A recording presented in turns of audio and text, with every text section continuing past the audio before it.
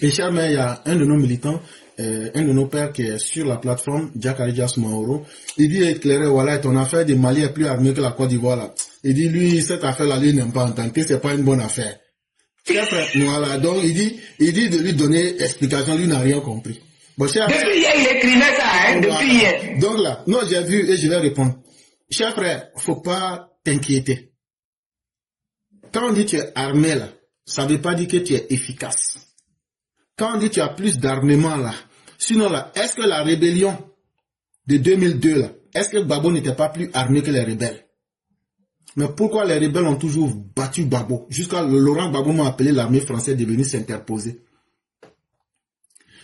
Ce qu'ils sont en train de présenter, c'est l'ensemble des armements que les gens ont payés. Mais il y a une chose que les gens n'ont pas déclarée. Dans le cas de la Côte d'Ivoire, là, il y a des armements qu'on ne déclare pas.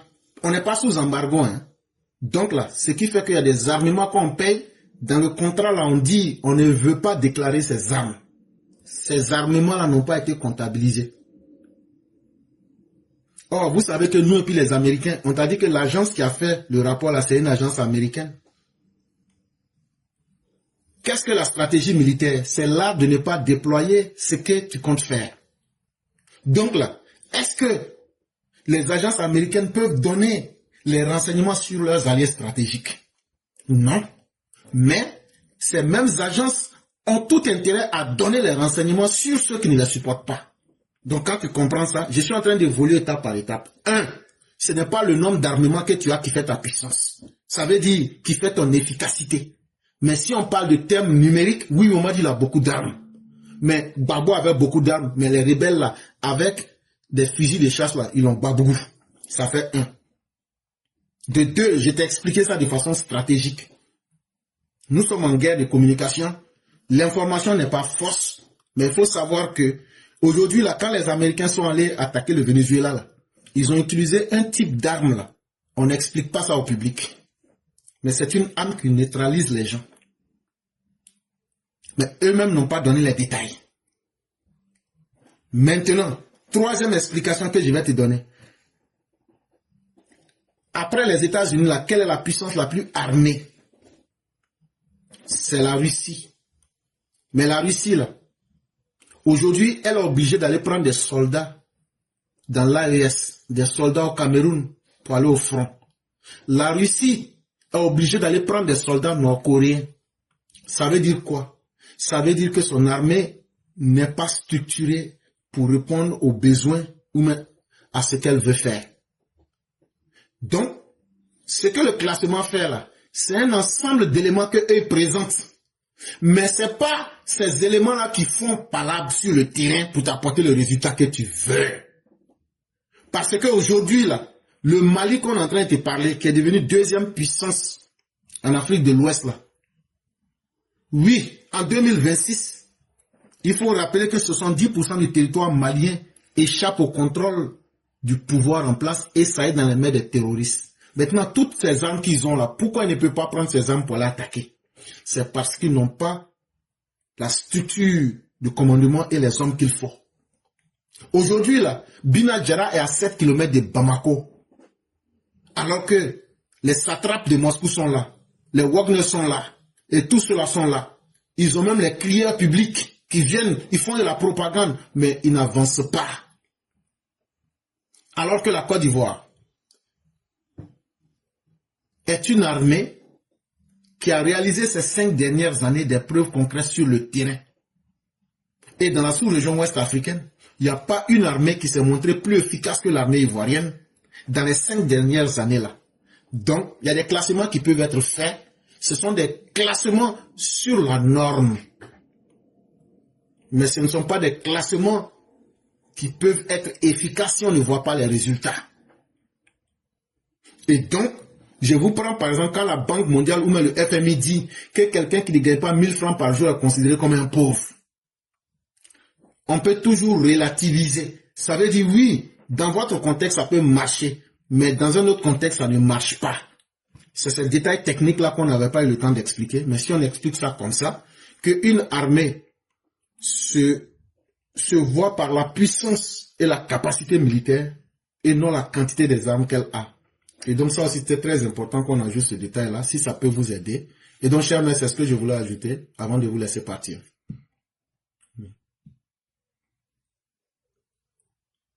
Ce qui a fait dimanche qui arrive, on aura le temps de poser beaucoup de questions. Voilà, tous ceux qui auront des questions peuvent venir les poser.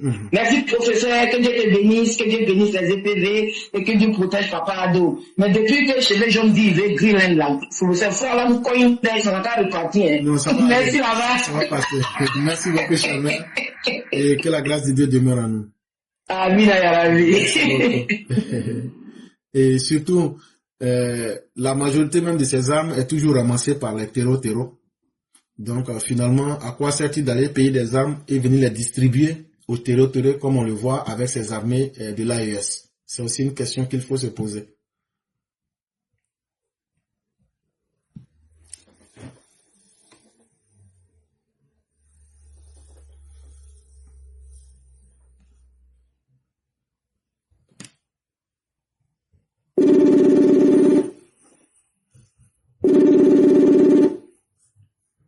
Allô? Allô? Allô? Oui. Bonjour le patriarche. Oui, bien. Bonsoir, comment ça va? Excuse-moi, on dirait que le Facebook est ouvert, il est fermé. Il n'y a pas de problème. Voilà, c'est bon, c'est fermé. Ok. Donc, on va vous laisser la parole. Ah, et vraiment, Jack Arabia, il t'a fait répondre le thème pour lequel je monte ce soir spécial, non, mais, ce soir, aujourd'hui spécialement là, c'est ça, il a déjà, donc tu as déjà répondu, je ne sais pas s'il peut parler encore, hein. Moi, je monte spécialement pour ça. Aujourd'hui, là. Ajoutez pour vous dessus parce que c'est très important, parce que moi-même quand je faisais l'analyse, je n'ai pas touché ce point, je pensais, mais il a bien fait de soulever. Ajoutez pour vous dessus, ça ne fera que, on dit que l'abondance des biens n'a jamais nuit. D'accord, merci beaucoup, merci, c'est pas de ta part. Jack Arabia, faut bien dormir, il n'y a rien, faut être, comme on dit en Djoula, il n'y a rien. Faut glacer ton cœur. C'est Waiko. Le placement choses là, du Mali là, c'est trompeur. Est-ce qu'on a bien été ça, Jack Arabia? Excuse-moi, je vais souvent interpeller Jack Arabia, mais en fait, je m'adresse à tous les EPV. Bonsoir à toi, même éclaireur, bonsoir à tous les EPV. Au quartier, on l'appelle Jackis. Au quartier, on l'appelle, pour faciliter la tâche, au quartier, on l'appelle Jackis. Ah, Jackis, voilà, c'est ça, Jackis. Faut dormir, il n'y a rien. Faut ronfler même, il y a pas yaya. En fait, le truc c'est quoi? Je vais expliquer rapidement comment Global Fire Power fait ces choses. Quels sont les critères qu'il utilise? Et puis après, je vais vous donner aussi quels sont les critères, qu'est-ce qui a manqué et qui fait qu'aujourd'hui, c'est un classement, on va dire ronflant, mais qui ne signifie rien pour le Mali. En revanche, c'est pas la même chose pour les autres pays, forcément. Par exemple, quand on disait que la Côte d'Ivoire était deuxième puissance militaire, ça avait un sens. Et Éclaireur a abordé un peu par rapport à la capacité sur le terrain et à ce que l'armée ivoirienne a pu faire sur le terrain ces 5 dernières années. En fait, le truc, c'est quoi? Ça fait beaucoup de commentaires. Même, il y a des Ivoiriens qui ont fait des commentaires que j'ai lus il n'y a pas longtemps. Tout à l'heure, d'ailleurs, quand j'essayais de réunir mes idées, je suis allé sur Facebook regarder certains commentaires. Il y a quelqu'un qui a dit, mais c'est bien s'ils sont premiers, et puis s'ils sont premiers de l'UEMOA, ils n'ont qu'à maîtriser les djihadistes. Tout ce qu'on est en train de dire, ça se résume à ça. Que vaut une première place militaire pour un pays qui n'arrive pas à sécuriser ses routes, son carburant, son économie face à des groupes armés? Ça ne vaut rien. C'est le people. C'est tout simplement, ça va servir peut-être pour les arguments politiques, pour manipuler la population malienne, pour flatter encore leur ego, pour dire que ouais, vous avez vu, nous, on dit on est la première puissance de l'UEMOA, on a dépassé la Côte d'Ivoire. La Côte d'Ivoire qui paye ses armes à crédit, là. Nous, on a payé pour nous sur fonds propres. Voilà la preuve, on est premier. Mais en réalité, quels sont les critères? En 2 minutes, je vous explique. Global Firepower prend comme critère une guerre classique. C'est-à-dire, ce dont ils tiennent compte là, c'est les éléments pour une guerre classique. J'explique. Ils prennent en compte le nombre de soldats, le volume d'armes, le volume d'armement, c'est que tu as payé, parce que comme a dit Éclairé, c'est vrai, on déclare. Donc quand c'est déclaré là, eux récupèrent tout ça là. Donc il y a donc le nombre de soldats, le volume d'armes, le budget militaire, la logistique formelle que vous avez, et puis les équipements lourds que vous avez. On prend tout ça là en compte. Ça, c'est la version classique des guerres entre États. Ce sont les critères que Global Firepower utilise. Donc, c'est comme une affaire France contre l'Allemagne, Russie contre l'Ukraine. Là, c'est dans cet élément-là que Global Fire va considérer que, oui, vous êtes une puissance militaire par rapport à l'autre, parce que peut-être qu'il y a moins de soldats, ou bien qu'il y a moins d'armement. En volume, hein, je parle de volume. Ce type de classement-là, ça mesure quoi? Ça mesure le fait que c'est la puissance que tu possèdes par rapport en tant qu'État. Maintenant, c'est que les critères de Global Fire ignorent. C'est le contrôle effectif du territoire. Le sécurité n'est pas pris en compte. Sinon, le Mali serait jamais devant ni la Côte d'Ivoire, ni le Ghana, ni je ne sais pas quel autre pays derrière. Parce que le contrôle effectif du territoire, le critère ne prend pas, le Global Fire ne prend pas ça en compte. Le critère de Global Fire ne prend pas en compte également la sécurité des flux économiques sur le territoire en question. Le Global Fire ne prend pas en compte aussi le critère de la guerre asymétrique. Parce que l'affaire du Mali là, c'est une guerre asymétrique. Mais je vais vous dire aussi, il y a un autre nom qu'il faut retenir. C'est une guerre post-westphalien. West comme West en anglais, phalien comme phallux, F-A-A-L-I-E-N. Donc c'est important que les gens sachent que tout ça là, les gens n'en tiennent pas compte. Ça ne tient pas compte. Le classement de Global Fire là, c'est une affaire de quantité d'armes, ils ne tiennent pas compte de ces critères là qui sont importants. C'est quoi? 5 critères importants qui échappent dans le classement dans les critères de classement de Global Fire. Le contrôle du territoire 1, 2, la sécurité des flux économiques sur le territoire, 3, la guerre asymétrique, 4, la guerre le rôle des populations, c'est-à-dire est-ce que tu arrives à mettre tes populations en sécurité, la capacité de l'État à imposer un ordre quotidien. Ah, vous voyez que ça commence à être intéressant.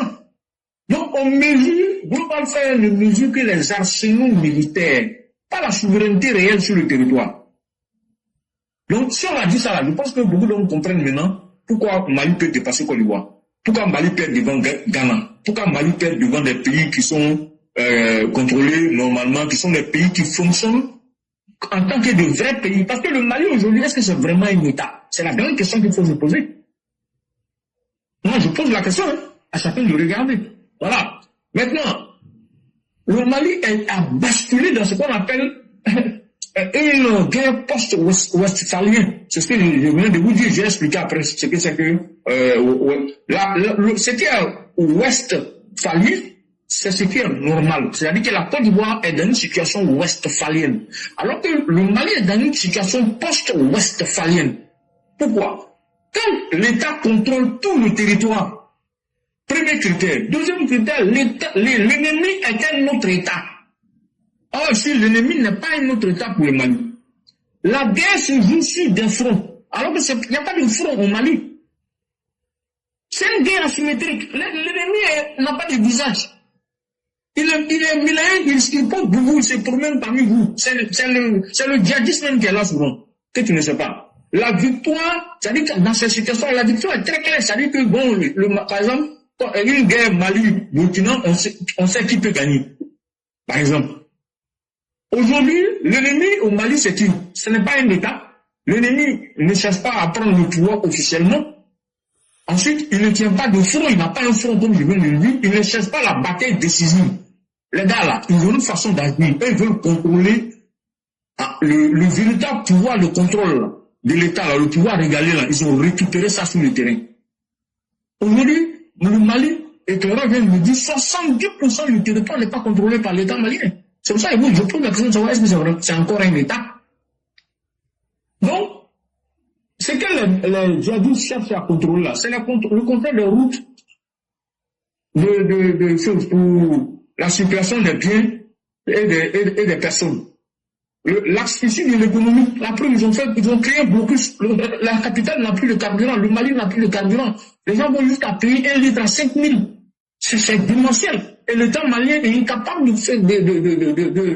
trouver une solution à ça. Malgré tout l'armement qu'ils ont acheté. Parce que l'armement qu'ils ont acheté, ce qu'il faut retenir est inadapté à la situation de guerre asymétrique qu'ils sont en train de vivre sur le terrain. Voilà une réalité qu'il faut que les gens intègrent dans leurs analyses. Oui, nous on ne dit pas que le classement de Global Firepower est faux. C'est un classement qui est vrai par rapport aux critères dont j'ai parlé plus haut que eux ils ont retenu. Donc, de façon concrète, est-ce que le carburant au Mali là, ça circule normalement? Non. Le groupe armé, c'est eux qui contrôlent comment on appelle l'approvisionnement du carburant. Ils ont créé un blocus. Le groupe armé là, ils n'ont pas d'armée de l'air. Ils n'ont pas de chars. Malgré les chars, malgré les avions de guerre, malgré les hélicoptères de guerre, malgré les gros armements que l'État malien a acquis là, le groupe armé contrôle tous les axes routiers les plus significatifs et les plus importants pour l'économie malienne. Le groupe armé bloque et contrôle les flux logistiques. Le groupe armé bloque tous les points clés de passage pour aller vers la capitale malienne. Donc, quand la capitale d'un pays, qui est le centre névralgique du pouvoir, est bloquée, je suis désolé, je ne sais pas si on parle encore d'État, je ne sais pas si on parle d'armée là. Vous voyez? Donc, le résultat, c'est quoi? L'armée malienne a peut-être beaucoup de monde, l'armée malienne a peut-être acheté beaucoup d'armements pour faire beaucoup, il y a beaucoup plus de propagande en réalité là-dedans, mais le résultat sur le terrain là, c'est négatif.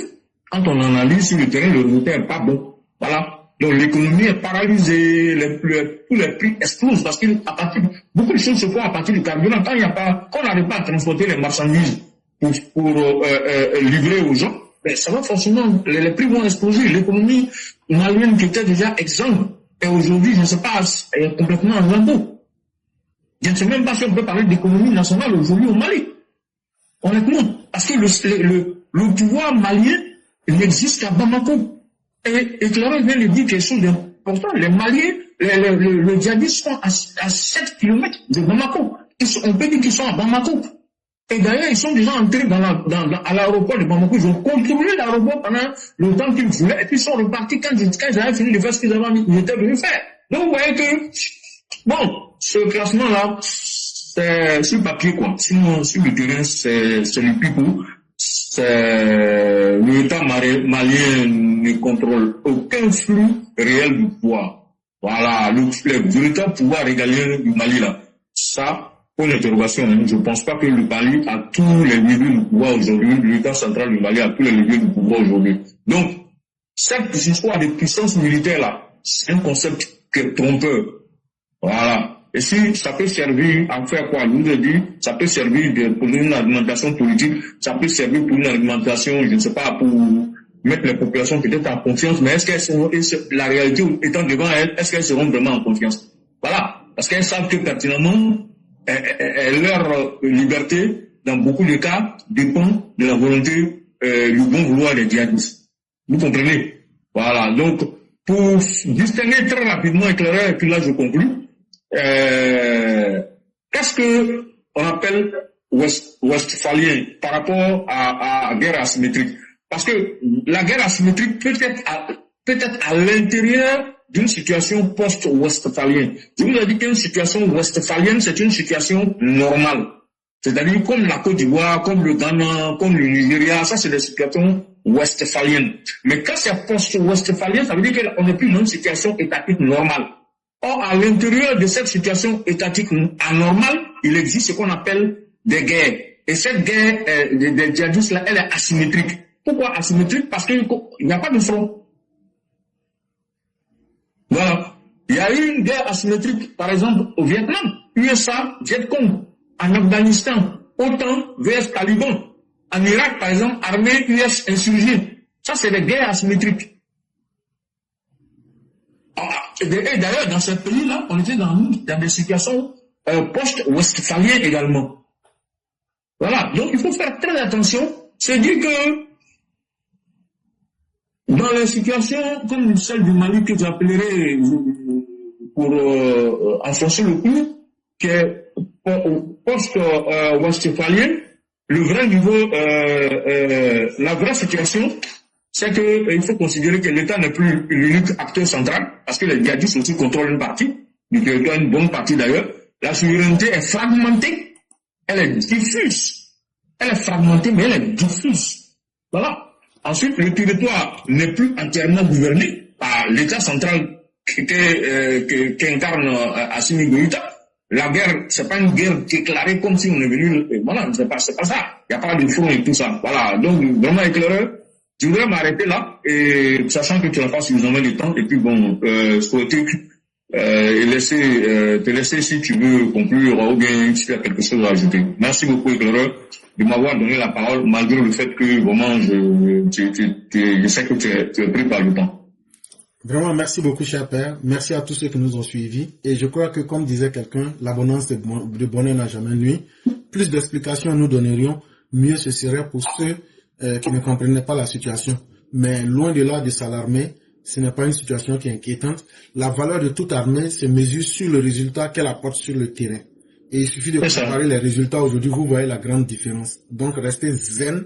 Et comme j'aime à le dire, vous voyez, cher père, si moi je paye une marchandise avec vous, je peux inclure dans la clause du contrat que je ne veux pas que vous déclarez la marchandise comme étant payée. Surtout qu'on est en termes de stratégie militaire. Et donc, on peut payer des armements, mais de façon stratégique, on peut demander à nos partenaires, nous ne voulons pas que cela soit répertorié dans les listes qui seront dans les études publiques. C'est ce qui me fait, qu'est-ce qui fait que les armées sont puissantes? C'est les armes qu'elles ont et que les autres ont très peu d'informations là-dessus. C'est ce qui fait que les États-Unis aujourd'hui sont fiers de dire nous avons une arme révolutionnaire et les États-Unis sont en train de préparer une nouvelle arme qu'on appelle le dôme d'or. Et donc, voyez-vous, c'est ces technologies-là qui font la différence. Donc, les Ivoiriens, vous n'avez pas du tout à vous inquiéter. Si les Maliens veulent réellement nous prouver qu'ils sont une puissance militaire, qu'ils partent reconquérir le territoire et surtout qu'ils se débarrassent des groupes djihadistes et vous verrez donc que c'est vrai ou pas. Mais en l'intérieur même de cette armée, il n'y a pas de structure et il n'y a pas d'objectif. Et c'est une armée qui est brisée, qui a la colonne vertébrale brisée. Mais c'est vrai qu'ils ont beaucoup payé, ils ont enrichi les autres. Mais chaque jour que Dieu fait, c'est encore les terreaux qui viennent ramasser ces armes-là, comme s'ils étaient des centres même pour fournir les terroristes en armes. Et donc c'est cela aussi qu'il faut signaler. Vraiment, merci beaucoup, cher père. En 1 minute, 2 minutes, on va vous laisser faire la conclusion. Oui, merci beaucoup, Claire. Merci vraiment à tous les PV, je dirais bon courage, hein, bonne continuation à la plateforme, et puis bon, les uns et les autres, ne vous laissez pas souvent blouser par les émotions. Vous ferez, Jack Kiss, vous avez bien fait de poser la question. Je pense que ça permet à éclairer, et puis bon, moi ensuite d'apporter une autre contribution à la compréhension de cette situation. Et vous comprenez que bon, en fait, il n'y a pas péril dans la demeure, la Côte d'Ivoire n'a pas reculé en réalité. Nous sommes restés égales à nous. Et je pense que faut pas que aucun État autour de nous ne va s'amuser à se tromper en disant que non, comme ils sont devenus deuxième, peut-être ils ont reculé et puis nous attaquer. Non, je crois pas. Et ils connaissent ce que nous on vient de vous expliquer là. Ils savent ça mieux que vous et moi. Voilà, donc vous comprenez que il n'y a pas de péril dans la demeure, il n'y a pas un problème de sécurité ivoirien, à part ce que vous connaissez déjà. Et vous savez aussi que les dispositions ont été prises. Si aujourd'hui nous sommes tous devenus partisans et supporters numéro 1 de TBO, c'est pas parce que, comme a dit l'éclaireur, pour ses beaux yeux. Non, c'est par rapport à ses compétences, ses actions sur le terrain, sa maestria quant au management, au risque management de l'armée et de la défense en Côte d'Ivoire, que bon, nous, on peut se permettre de se taper la poitrine. Si c'était simplement parce qu'il était le frère du président, je ne pense pas que quelqu'un allait taper sa poitrine ici, encore moins éclaireur lui-même. Voilà, connaissant nos principes sur la plateforme, vous savez pertinemment qu'ici, on est ici pour se dire les 4 vérités. Et jusqu'à preuve du contraire, ça a toujours été le cas. Et je pense que ça ne va pas s'arrêter. Et donc, merci à tout le monde pour d'être connecté quotidiennement. Longue vie et bonne santé au président Ouattara, longue vie et bonne santé. Moi, évidemment, le vieux, je l'ai vu hier à la télé, présentation des vieux là, mais j'étais fan de lui. Vieux là, il change, on dirait caméléon. C'est comme s'il Tu as l'impression qu'il est fatigué. Et puis, il y a des jours, tu le vois, il rajeunit jusqu'à temps où tu te demandes, mais attends, il y a quel problème? En fait, souvent, c'est normal parce que si, peut-être, il bosse trop, peut-être que le manque de repos peut faire que quand il fait prendre 2 jours de repos, là, ah là là là là, il est requinté comme ça. Il n'est pas comme les vieux qui sont des légumes, qui ne peuvent même pas s'arrêter sur leurs pieds, alors qu'ils n'ont même pas encore 80 ans. Voilà, donc vraiment, soyez fiers du président Ouattara, hein, sincèrement les gars, et puis, Dieu là, il peut nous surprendre, hein, c'est-à-dire que les gens sont là, moi mon fils me disait ça hier, et me dit, papa, est-ce que c'est que le vieux là, il peut atteindre plus de 90 ans, ça surprend les gens, puis il sera, peut-être que physiquement il ne pourra pas bouger comme avant, mais il va garder la lucidité de son esprit quand il tombe les gens. Et lui, oui, lui, il croit à ça, parce que son père est né dans les années 1900. Mais il a vécu très très très longtemps. Sa mère aussi a vécu longtemps. Elle est morte certainement à plus de 90 ans. Son père là, je me demande s'il n'a pas été centenaire. Donc je pense que Dieu peut effectivement nous garder ce père tant que son travail n'est pas fini là. Il ne doit pas partir maintenant. Ça là, seulement si vous voulez dormir dans l'église, créer de nouvelles églises, sauf si peut-être vous venez voir éclairer comme lui, c'est un pasteur à part là, peut-être que vous aidez. Sinon là, vous êtes mal barré. Merci beaucoup. À demain, Inch'Allah. Merci beaucoup, cher patriarche. Que la grâce et la bonté divine demeurent en nous et que Dieu nous préserve de tout ce qui est négatif. Vraiment, merci beaucoup. Merci beaucoup. Et il y a quelqu'un qui disait dans les commentaires, la RDC est classée comme la 8e armée en Afrique, mais petit Rwanda, qui n'est même pas dans le classement là, eux déstabilisent le Rwanda. La RDC. Donc vous comprenez que ces classements-là, il y a beaucoup de choses à étudier là-dedans. Vraiment, merci à tous ceux qui nous ont suivis. Merci. Demain, ça sera la voix du militant. On espère que les uns et les autres viendraient poser des questions, aussi faire état de certaines préoccupations. Ça sera à la portée de tous. Merci à chacun et que la grâce de Dieu nous couvre. Excellente soirée à chacun et à chacune.